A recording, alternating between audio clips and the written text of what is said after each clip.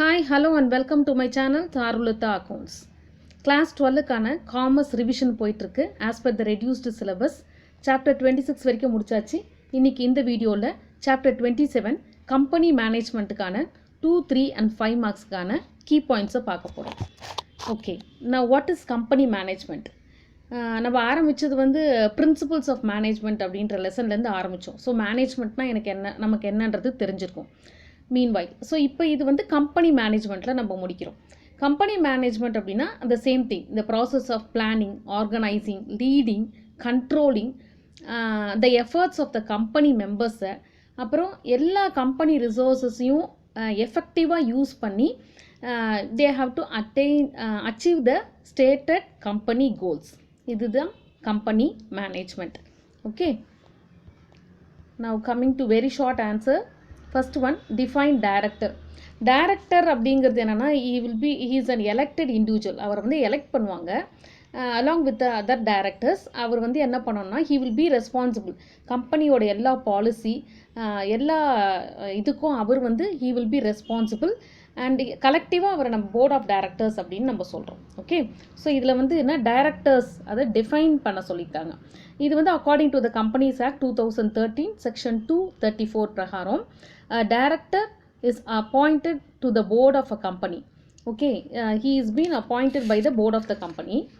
A person who is appointed or elected member of the board of directors of a company and has the responsibility of determining and implementing policies along with others in board. So ஒரு பர்சனை elect பண்ணுறாங்க இல்லை appoint பண்ணுறாங்க board of டைரக்டர்ஸில் ஒரு மெம்பராக இந்த கம்பெனியில். அவருக்கு என்ன ரெஸ்பான்சிபிலிட்டி இருக்குன்னா he has to determine and implement all the policies along with the other rest of the directors in the board. Okay, next, name the companies required to appoint KMP. முதல்ல KMPனா என்னன்னு தெரிஞ்சுக்கோங்க.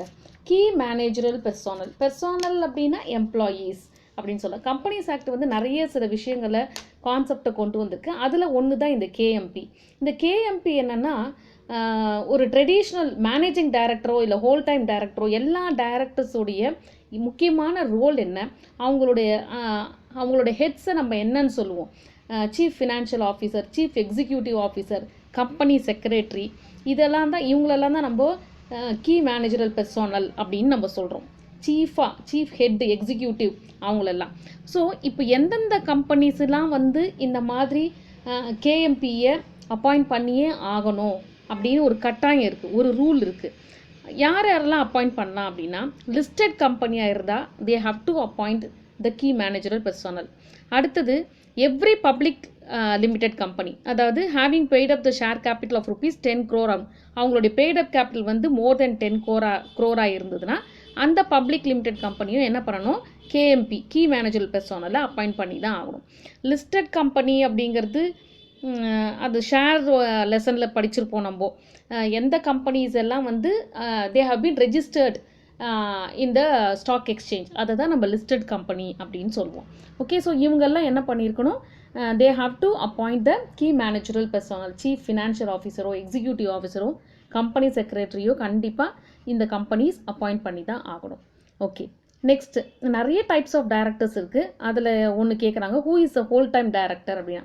ஹோல் டைம்னா ஹோல்னா என்ன, one whole day. So அவர் வந்து he will devote the whole of his time in the working hours of the company. And அவர் என்ன பண்ணுவார், he is a significant personal, he should have a என்ன சொல்ல பர்சனல் இன்ட்ரெஸ்ட் இருக்கும் அந்த கம்பெனியில், அதுலேருந்து அவருக்கு இன்கம் வரல. ஓகே, அவர் வந்து ஹோல் டைம்னா the whole day he will be working only for the company with his own personal interest. Okay, who is called the managing director. இப்போ இந்த கீ மேனேஜரல் பெர்சோனலில் இந்த மேனேஜிங் டைரக்டரும் ஒருத்தர். ஓகே, ஸோ மேனேஜிங் டைரக்டர் வந்து he is being employed by the company தான். he has the powers of the management over the affairs of the company but subject to சில directions and superintendence and control of the board பொறுத்து தான் அவருடைய powers of the management over the affairs of the company இருக்கும். Okay, and then who can be the executive director. அதாவது நம்ம இப்போ இதெல்லாம் பார்க்குறது என்னென்னா டைப்ஸ் ஆஃப் டைரக்டர்ஸ். இதெல்லாம் whole time director, managing director, இதெல்லாம் வந்து கீ மேனேஜரல் பெர்சோனலில் ஒருத்தர் இவங்கெல்லாம். ஓகே, சீஃப் எக்ஸிக்யூட்டிவ் ஆஃபீஸர் அப்படின்னாலும் or managing director of an organisation அல்ல கம்பெனி அப்படின்னா they will be responsible for making the decisions. எதுக்காகனா to complete the mission and for the success of the organisation. ஒவ்வொரு கம்பெனியும் ஒரு மிஷன் வச்சுருக்கோம் இல்லையா, ஒரு கோல் வச்சுருக்கோம், ஒரு எய்ம் வச்சுருக்கோம். அதுக்கு தகுந்த மாதிரி வேலை செய்யணும். அதை வந்து சக்ஸஸ்ஃபுல்லாக அந்த ஆர்கனைசேஷனை கொண்டு போகிறது தான் எக்ஸிக்யூட்டிவ் டைரக்டருடைய responsibility. Okay, next short answers. Who are alternative, when are alternative directors appointed? Alternate directors அப்படின்னா அவரும் ஒரு இண்டிவிஜுவல் தான். இவர் வந்து he will be appointed to attend the board meeting. யாருக்கு பற்றினா on behalf of the director of the company. எப்போ அந்த பிரின்சிபல் டைரக்டர் வந்து இல்லை அப்படின்னு சொன்னால் அந்த சமயங்களில் இவர் வந்து போர்ட் ஆஃப் மீட்டிங்கை அட்டன் பண்ணுவார். ஓகே, அண்டு இது ஓகே.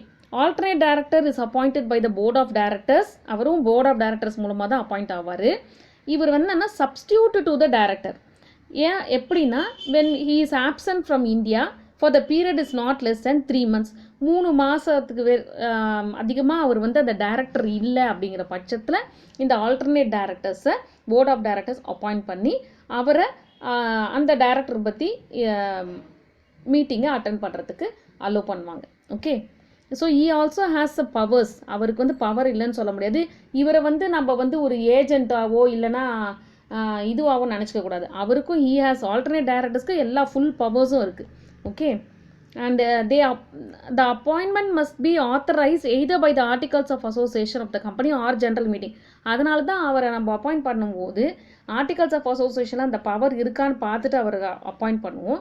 இல்லைன்னா ஒரு ரெசல்யூஷன் பாஸ் பண்ணி ஒரு தீர்மானம் ஜென்ரல் மீட்டிங்கில் பாஸ் பண்ணி அதுக்கப்புறம் அவர் அப்பாயிண்ட் பண்ணுவாங்க.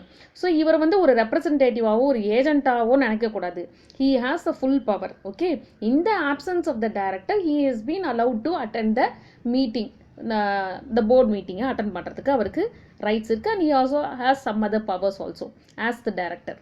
ஓகே, பேர் மட்டும்தான் அவருக்கு ஆல்டர்னேட் டைரக்டர் அப்படின்னு பேர். Next, who is a shadow director? இதுவும் ஒரு டைப்ஸ் ஆஃப் டைரக்டரில் ஒருத்தர். A person who is not a member of board. இவர் வந்து போர்ட் ஆஃப் டைரக்டர்ஸில் மெம்பராக இருக்க மாட்டார். பட் அவருக்கு ஒரு பவர் இருக்குது to run and it can be appointed as a directors. But அவருடைய விஷை பொறுத்து according to his R her wish he can be as a shadow director. Okay, next question. State the minimum number of directors for the private company. Directors வந்து இந்த கம்பெனியில் இத்தனை பேர் இருக்கணுன்றதுக்கு ஒரு rule இருக்குது. இவங்க வந்து என்ன கொஷின் கேட்டிருக்காங்கன்னா மினிமம் நம்பர் ப்ரைவேட் கம்பெனியில் எத்தனை பேர் இருக்கணும், மினிமம் நம்பர் ஆஃப் டைரக்டர்ஸ் அப்படின்னு கேட்டால் 1% கம்பெனின்னு ஒன்று இருக்குது. அதில் வந்து டைரக்டர்ஸ் ஒருத்தர் இருக்கணும். மீதி எல்லா ப்ரைவேட் கம்பெனிஸில் வந்து minimum requirement of the directors வந்து 2. ஓகே, நெக்ஸ்ட் லாங் ஆன்சர் பார்த்தீங்கன்னா ஹூ ஆர் த கேஎம்பி? கேஎம்பின்னா நான் ஏற்கனவே சொன்னேன், key managerial personnel of a company. இது வந்து இன்ட்ரடியூஸ் பண்ணியிருக்காங்க ஒரு நியூ கான்செப்ட், இந்த கீ மேனேஜரல் பெர்சோனல் அப்படிங்கிறது. அதுவும் ஒரு புது கான்செப்ட் இந்த according to the Companies Act. இந்த கேஎம்பி என்ன கவர் பண்ணுதுன்னா traditional roles of managing director, whole time director, அதை தவிர்த்து some functional heads like chief financial officer and chief executive officer and company secretary. இது அவங்களுடைய மேனேஜரல் ரோல்ஸ் என்ன அப்படிங்கிறத தான் இந்த கம்பெனிஸ் ஆக்ட் ஸ்பெஷலைஸ் பண்ணுது. ட்ரெடிஷ்னல் ரோல்ஸ் இவங்களை பற்றின விஷயங்களை அதில் கவர் பண்ணுது. யாரெல்லாம் கீ மேனேஜரல் பெர்சோனல்ஸ் அப்படின்னா chief executive officer, company secretary, whole time director, chief financial officer and also the மேனேஜிங் டைரக்டரும் அப்புறம் such other officers as may be prescribe. அவங்க எல்லாருமே வந்து கீ மேனேஜரல் பெர்சோனல்னா எம்ப்ளாயி. ஓகேவா? சரி, எந்தெந்த கம்பெனிஸ் எல்லாம் R required to appoint KMP? இப்போ நம்ம ஒரு 2 மார்க்காகவே படித்தோம் இல்லையா. ரெக்வயர்மெண்ட் டு அப்பாயிண்ட் கேஎம்பி யார் எல்லாம்? எவ்ரி லிஸ்டட் கம்பெனியில் they have to appoint the key managerial personnel. அதுக்கப்புறம் எவ்ரி பப்ளிக் லிமிடெட் கம்பெனியில் having paid up share capital of ₹10 crore or more. So இது மட்டும்தான், இதில் ரொம்ப ஈஸி தான் இது. ஹூ ஆர் த கேஎம்பினா key managerial personnel of the company. யார் அவங்களுடைய roles, traditional roles of managing director, whole time director, chief educational officer, chief executive officer, அது ஒரு பாயிண்டில் எழுதிருங்க. யாரெல்லாம் வந்து கீ மேனேஜரல் பெர்சோனல் அது ஒரு பாயிண்ட்டாக எழுதிருங்க. எந்த கம்பெனி வந்து ஷுட் அப்பாயிண்ட் த கேஎம்பி அப்படிங்கிறது அது ஒரு பாயிண்ட்டாக எழுதிருங்க. இது ஒரு 5 மார்க்ஸ் நமக்கு கவர் ஆகிடும். ரொம்ப ஈஸியான கொஷின் தான், கவர் பண்ணிக்கலாம், படிச்சுக்கலாம். அடுத்தது பார்த்தீங்கன்னா brief different types of directors. டைரக்டர்ஸில் நிறைய கைண்ட்ஸ் இருக்காங்க. அதில் ஒரு சிலதை மட்டும் நம்ம இதில் எக்ஸ்பிளைன் பண்ணுறோம்னு நினைக்கிறேன். ஓகே, ஃபஸ்ட்டு வந்து பார்த்தீங்கன்னா ரெசிடென்ஷியல் டைரக்டர். பேர் சொல்லுது ரெசிடென்ட்னா he should be resident of India. Okay, so இப்போ நம்ம எலெக்ஷன்லலாம் நிற்கிறாங்க அப்படின்னா அப்போ அவங்க வந்து they should be resident of India. அப்போ தான் they have the capacity to stand இந்த அவங்களோட இதில் அவங்க நிற்க முடியும். அதே மாதிரி தான் டைரக்டர்ஸும் அவங்க வந்து இந்தியன் ரெசிடெண்ட்டாக இருந்தால் மட்டும்தான் அவங்கள தான் நம்ம ரெசிடென்ஷியல் டைரக்டர் அப்படின்னு சொல்லுவோம். Every company should appoint a director who has stayed in India for total period of not less than 182 days in the previous calendar year. முந்தின வருஷம் 182 டேஸ்க்கு குறைஞ்சி அவர் இந்த இதில் இருந்திருக்கணும், இந்தியாவில் ஸ்டே பண்ணியிருக்கணும். அவரை தான் நம்ம ரெசிடென்ஷியல் டைரக்டர் அப்படின்னு சொல்லுவோம். This is according to section 149(3) of companies act 2013. அடுத்த டைரக்டர் யார் பார்க்க போகிறோம்னா இண்டிபெண்டன்ட் டைரக்டர். பேரே சொல்லுது இண்டிபெண்டன்ட் டைரக்டர்னா இவர் வந்து ஒரு alternate director other than the managing director, and he is also known as a whole time director or a nominee director. Next பார்த்தீங்கன்னா small share holders directors. Small share holders வந்து அவங்கள எப்படி appoint பண்ணுவாங்கன்னா, listed company வந்து ஒரு notice minimum 1000 small share holders இல்லைனா ஒரு 10% of the total number of the share holders எது லோவராக இருக்கோ அவங்க வந்து அந்த டைரக்டரை அப்பாயிண்ட் பண்ணிக்கலாம். Which would be elected by அந்த ஸ்மால் ஷேர் ஹோல்டர்ஸை elected by the small share holders. Okay, அதனால தான் அவங்க ஸ்மால் ஷேர் ஹோல்டர்ஸ் டைரக்டர்ஸ் அப்படின்னு சொல்கிறோம். Okay, small share holders can appoint a single director in the listed company. Second point, but this action needs a proper procedure like handing over a notice to at least 1000 shareholders or 1/10 of the total shareholders. அதாவது minimum அந்த 1000 shareholders இல்லை 10%, அதாவது 1/10 total shareholders கிட்ட என்ன பண்ணியிருக்கணும், ப்ராப்பராக நோட்டீஸை produce பண்ணிவிட்டு அதுக்கப்புறம் தான் இவங்கள அப்பாயிண்ட் பண்ண முடியும். அடுத்தது வந்து நாமினி டைரக்டர்.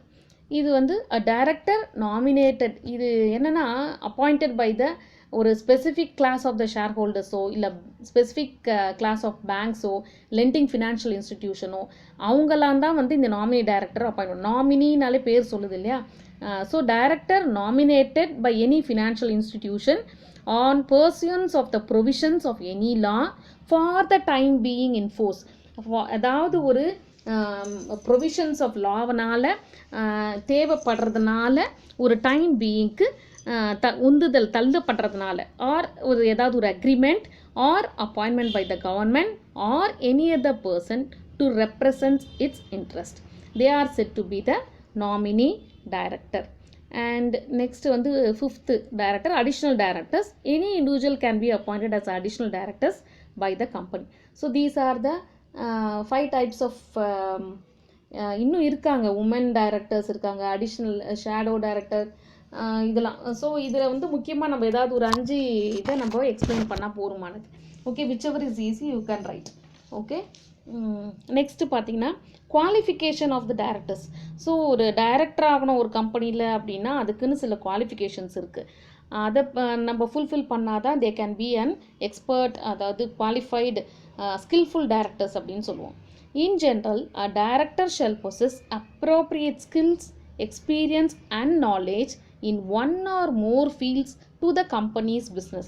ஸோ ஒரு டைரக்டராக இருக்கார் அப்படின்னா அவருக்கு நிறைய ஸ்கில்லு, எக்ஸ்பீரியன்ஸு, நாலேஜு ஒரு ஃபீல்டில் மட்டும் இல்லை நிறைய ஃபீல்டுலேயும் அவர் என்னவாக இருக்கணும், எக்ஸ்பர்ட்டாக இருக்கணும். அப்போ தான் அது ஒரு qualification for the directors. According to the different provisions relating to the directors, the following qualifications may be mentioned. நிறைய இருக்குது, அதில் குறிப்பிட்ட மாதிரி சில குவாலிஃபிகேஷன்ஸ் இங்கே மென்ஷன் பண்ணியிருக்காங்க. Director must be a person of sound mind. அவர் வந்து ஒரு தெளிவான ஆளாக இருக்கணும். Okay, a director must hold share qualification if the article of association provides such. அதாவது ஒரு டைரக்டராக இருக்கணும்னா இந்த கம்பெனியில் இத்தனை பர்சன்டேஜ் ஆஃப் த ஷேர்ஸை அவர் ஹோல்ட் பண்ணியிருக்கணும் அப்படின்னு ஆர்டிகல்ஸ் ஆஃப் அசோசியேஷன் இன்சிஸ்ட் பண்ணிச்சு அப்படின்னா அந்த ஷேரை அவர் வச்சுருக்கணும். அதுவும் one of the qualification of the directors. அடுத்தது a director must be an individual. அது obvious. Okay, it should be a single person. Next, a director should be a solvent person. solvent personனும் அதாவது he should be என்ன சொல்கிறது, தெளிவான ஆள். இந்த sound mind மாதிரி தான் இதுவும். ஓகே, ஒரு இன்சேனாவோ ஒரு கல்ப்ரிட்டாவோ இருக்கக்கூடாது. he should be a solvent person. அடுத்தது director should not be convicted by the court for any offence.